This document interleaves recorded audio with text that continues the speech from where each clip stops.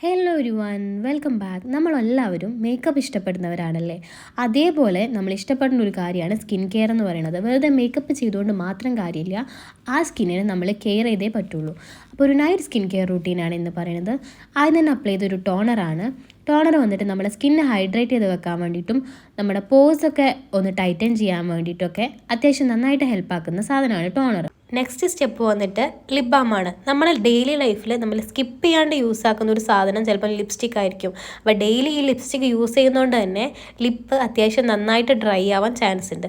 അത് കുറയ്ക്കാൻ വേണ്ടിയിട്ട് നിങ്ങളെ കയ്യിൽ ഏതാണോ ഉള്ളത് അതിനനുസരിച്ച് ഒരു ലിപ് ബാം നൈറ്റ് അപ്ലൈ ചെയ്തിടുന്നത് നല്ലതായിരിക്കുമേ. അടുത്ത സ്റ്റെപ്പ് വന്നിട്ട് മോയ്സ്ചറൈസറാണ്. ചിലർക്കെങ്കിലും ഒരു തെറ്റായ ധാരണ ഉണ്ടായിരിക്കും ഓയിലി സ്കിന്നാണെങ്കിൽ മോയ്സ്ചറൈസറിൻ്റെ ആവശ്യമില്ല, പക്ഷെ അതൊരു മിത്താണ്. നമ്മുടെ ഏത് സ്കിന്നാണെങ്കിലും എല്ലാ സ്കിൻ ടൈപ്പിനനുസരിച്ചുള്ള മോയ്സ്ചറൈസറും ഇപ്പം നമുക്ക് അവൈലബിൾ ആയിട്ടുണ്ട്. അപ്പം മോയ്സ്ചറൈസർ നമ്മുടെ സ്കിന്നൊന്ന് ഹൈഡ്രേറ്റ് ആക്കി വെക്കാനും നമ്മുടെ ഏജിങ്ങിൻ്റെ ഏജിങ് കുറച്ച് സ്ലോ ആക്കാൻ വേണ്ടിയിട്ടൊക്കെ ഹെൽപ്പാക്കും. അപ്പം മോയ്സ്ചറൈസർ നന്നായിട്ട് അപ്ലൈ ചെയ്തിടാം. ഈ സ്റ്റെപ്പ് വന്നിട്ട് ഇതെൻ്റെ പിമ്പിൾ ജേണിയിൽ ഏറ്റവും കൂടുതൽ എഫക്റ്റ് ചെയ്തത് ഈ ഒരു ക്രീമാണ്.